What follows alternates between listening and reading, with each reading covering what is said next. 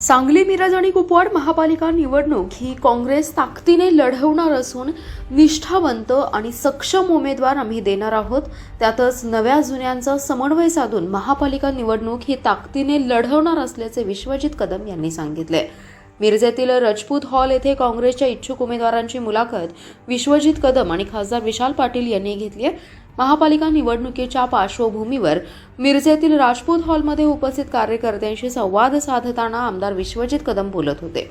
महानगरपालिकेच्या निवडणुकीच्या अनुषंगाने येणाऱ्या काळात कदाचित लवकरच महाराष्ट्रात या निवडणुका लागतील या अनुषंगाने आम्ही सांगली जिल्ह्याचे लोकप्रिय खासदार विशालजी पाटील आणि महाराष्ट्र प्रदेश काँग्रेस कमिटीचे निरीक्षक सन्माननीय अमर खानापुरीजी आणि शहरातले आणि जिल्ह्यातले काही नेतेगण आज आम्ही सगळेजण ही सांगली शहर, मिरज शहर आणि कुपवाड या तिन्ही शहरातल्या काँग्रेस पक्षाच्या कार्यकर्त्यांची एक संवाद साधत आहोत आणि त्या संवादातून प्रत्येक प्रभागाची जी काही निवडणुकीची रणनीती आहे आणि जे कोण तिथे कार्यकर्ते आज पक्षाचा विचार घेऊन तिथे चांगल्या पद्धतीने काम करत आहे, येणाऱ्या निवडणुकीला कशा पद्धतीने सामोरे जायचं, कशा पद्धतीने आपण लढायचं, काय रणनीती आखायची याच्यावर संवाद साधण्याकरता आज आम्ही बैठक केलेली आहे।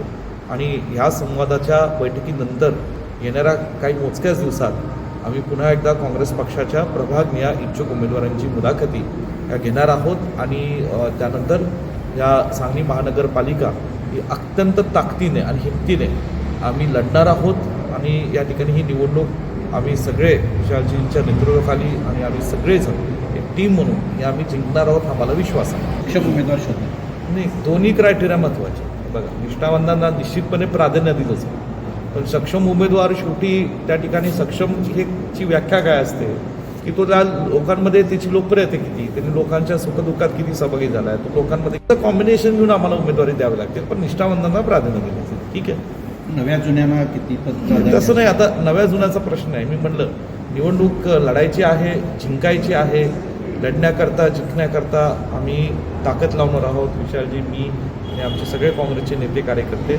मी सांगितल्याप्रमाणे निश्चित स्वरूपात यामध्ये दोन्हीचं कॉम्बिनेशन, नवं जुनं असेल, निष्ठावंत नवा असेल, सगळ्याचं कॉम्बिनेशन चांगले उमेदवार प्रत्येक प्रभागात दिले जातात।